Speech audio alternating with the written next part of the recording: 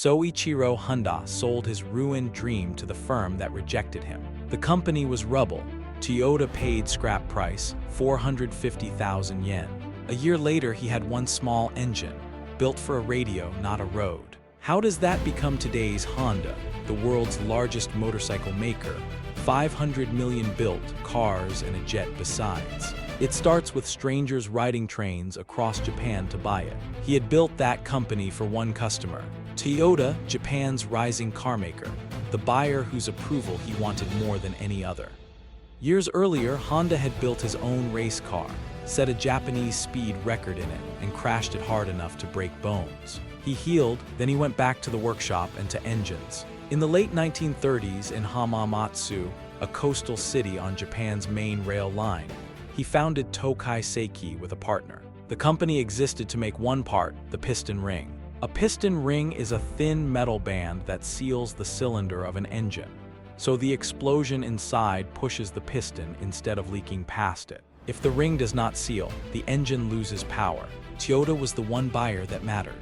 Lose Toyota, and Tokai Seiki had no reason to exist. Honda submitted 50 ring samples to Toyota. Toyota rejected 47 of them, and he did not know what was wrong with them. A man who quits here loses the company. No ring that failed the inspection would ever go into a Toyota engine, and there was no other buyer worth the name. Only 3 of the 50 had sealed. Honda went to the technical school in Hamamatsu and asked. An instructor there told him plainly, not enough silicon in the metal. Honda had never studied engineering, yet he enrolled in night classes at that school, learned the metallurgy he had skipped, and changed the mix. The ring sealed. Toyota still made him wait. He had built everything for Toyota, and to Toyota he was one supplier among many. Not until the early 1940s did the orders come. Years passed, then the war arrived and took his rings with it. The piston rings he had perfected for Toyota went into Nakajima aircraft engines and into the navies. The part he had made to win one carmaker was keeping warplanes in the air, and that made Hamamatsu a target. A United States B-29 bomber raid hit the city, a rail hub with an armaments industry and a military flight school. Honda's Yamashita plant sat inside it, still running. Honda had built that plant up over 7 years. Then it burned to the ground in one pass overhead. The rings he had spent years perfecting were cut in that plant. A contract does not stop a bomb, but he did not stop. The company still had a second factory, and Honda moved production there. 5 months later, the ground itself finished what the bombs started. On the 13th of January, 1945, the Mikawa earthquake struck at 3:38 in the morning. About 1,180 people died across the region.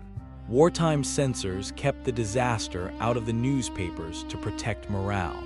Officially, nothing had happened, so no help was coming for anyone. The Iwata plant collapsed, the last factory his company had left standing.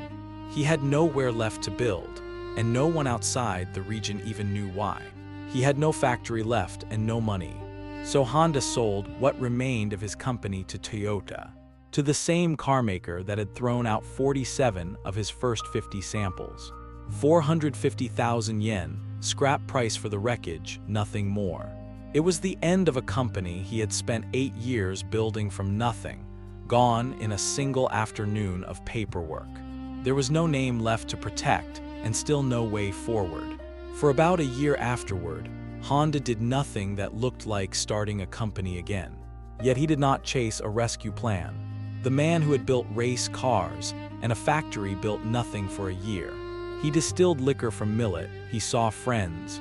He rested by his own account on purpose. He had no workshop, not even a shed. What does a man with nothing still build? In September 1946, Honda gathered 12 men into a shed in Yamashita, the district where his plant had been. A friend showed him a war surplus 50cc engine, built for the Imperial Army's No. 6 wireless radio set, never meant to move anything. 500 still sat unsold at the maker's factories, because no one had a use for them. Honda had one.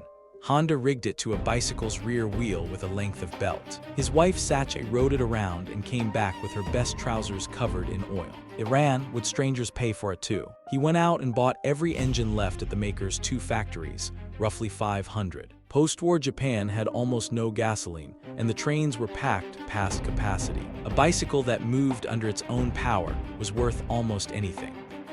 The story Honda told later was that he built it because he could not stand watching his wife pedal for miles to find food. Soichiro laughed at that, but he made it up afterward, she said, to make it sound better. What he could not make up was what happened next. Other men were bolting engines onto bicycles too, Tohatsu among them. The idea was not his edge. He had no sales network, no advertising, no name outside Hamamatsu. Nobody knew if the engines would ever leave the district. Then word of mouth did what he could not. His engines kept running, and each batch ran better than the last. Buyers came to Hamamatsu from Nagoya, from Osaka, from Tokyo on rumor alone. Dealers stuffed 2 engines each into rucksacks and carried them home by train.